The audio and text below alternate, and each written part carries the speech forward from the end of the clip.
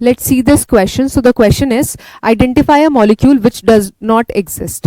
यानी कि हमें 4 मॉलिक्यूल्स दिए हैं और इन मॉलिक्यूल्स में से हमें देखना है कि कौन सा मॉलिक्यूल एग्जिस्ट नहीं करता. So the key concept for this question is molecular orbital theory.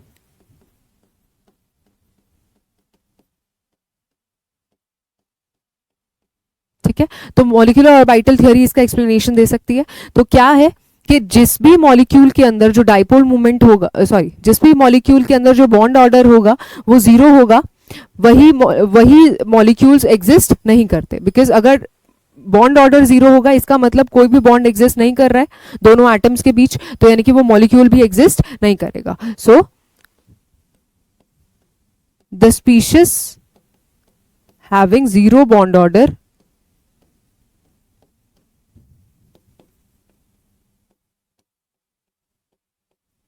does not exist.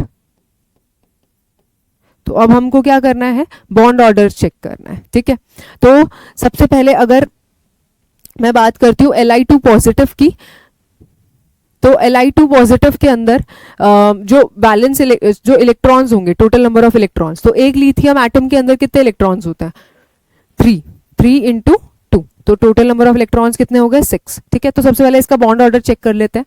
तो अगर मैं लिखूंगी 1s2, इसका मॉलिक्यूलर ऑर्बिटल थ्योरी से जो इसका कॉन्फ़िगरेशन लिखूंगी वो होगा 1s2 sigma anti bonding 1s2 sigma 2s2. ठीक है, तो हमारे पास यहाँ पे 6 इलेक्ट्रॉन्स की फिलिंग हो चुकी है. तो अगर बॉन्ड ऑर्डर कैलकुलेट करेंगे तो बॉन्ड ऑर्डर कैसे कैलकुलेट करते हैं, so the number of electrons in the bonding molecular orbital. ठीक है, तो बॉन्डिंग के अंदर क्या है, sigma 1s2 and sigma 2s2, तो टोटल नंबर ऑफ इलेक्ट्रॉन्स कितने हो गए, 4. ठीक है, minus the number of electrons in the anti bonding molecular orbital. तो एंटी बॉन्डिंग मॉलिक्यूलर ऑर्बिटल है सिग्मा एंटी बॉन्डिंग 1s2, सो यहाँ पे भी 2 इलेक्ट्रॉन्स हो गए. ठीक है, अपॉन 2, तो इसका जो बॉन्ड ऑर्डर आएगा वो 1 आएगा, यानी कि इन दोनों के बीच तो बॉन्ड एग्जिस्ट कर रहा है. So this species exist. अब अगर C2 की बात करूं तो यहाँ पे जो टोटल नंबर ऑफ इलेक्ट्रॉन्स होंगे वो 12 इलेक्ट्रॉन्स होंगे. ठीक है, अगर मैं कॉन्फ़िगरेशन लिखूं तो कॉन्फ़िगरेशन होगा 1s2 sigma anti bonding 1s2 sigma 2s2 sigma anti bonding 2s2, then pi 2p x2 and pi 2p y2.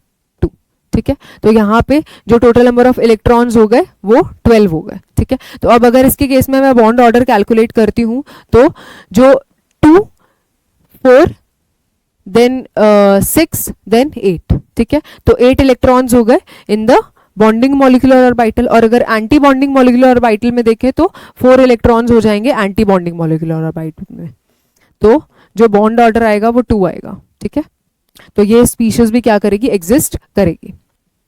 आगे देखते हैं O2 के अंदर. O2 के अंदर जो इलेक्ट्रॉन्स होंगे वो 16 इलेक्ट्रॉन्स होंगे. ठीक है, तो अगर मैं इस तरह से बॉन्ड ऑर्डर कैलकुलेट करूं O2 के केस में तो बॉन्ड ऑर्डर होगा sigma 2s2 sigma anti bonding 2s2. ठीक है, then more than 14 electron species के अंदर पहले हमारा सिग्मा 2p ऑर्बिटल की फिलिंग होती है, देन पाई 2p,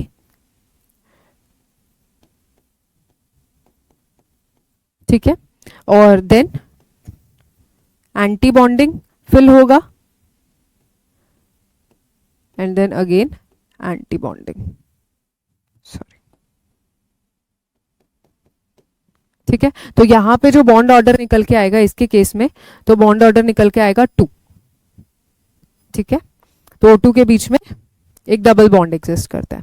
आगे देखते हैं He2, तो 2 इंटू 2 यानी कि 4 इलेक्ट्रॉन्स होंगे. ठीक है, तो 4 इलेक्ट्रॉन्स की फिलिंग कैसे होगी, sigma 1s2 sigma anti bonding 1s2 sigma 2s2, sorry 4 ही इलेक्ट्रॉन्स की फिलिंग करनी है, तो 4 इलेक्ट्रॉन्स तो यहीं पे फिल होगा. ठीक है, पर अगर मैं इसके अंदर बॉन्ड ऑर्डर निकालूंगी तो number of electrons in the bonding molecular orbital में 2 इलेक्ट्रॉन्स है, तो 2 minus number of electrons in the anti bonding molecular orbital, तो एंटी बॉन्डिंग में भी क्या है, 2 इलेक्ट्रॉन्स हैं, तो यहाँ पे जो बॉन्ड ऑर्डर आएगा वो 0 आएगा, यानी कि इन हीलियम और हीलियम एटम के बीच में कोई बॉन्ड एग्जिस्ट नहीं करता. तो He2 के अंदर जो बॉन्ड ऑर्डर होगा वो 0 होगा and this species do not exist. ठीक है, so D option is the correct answer.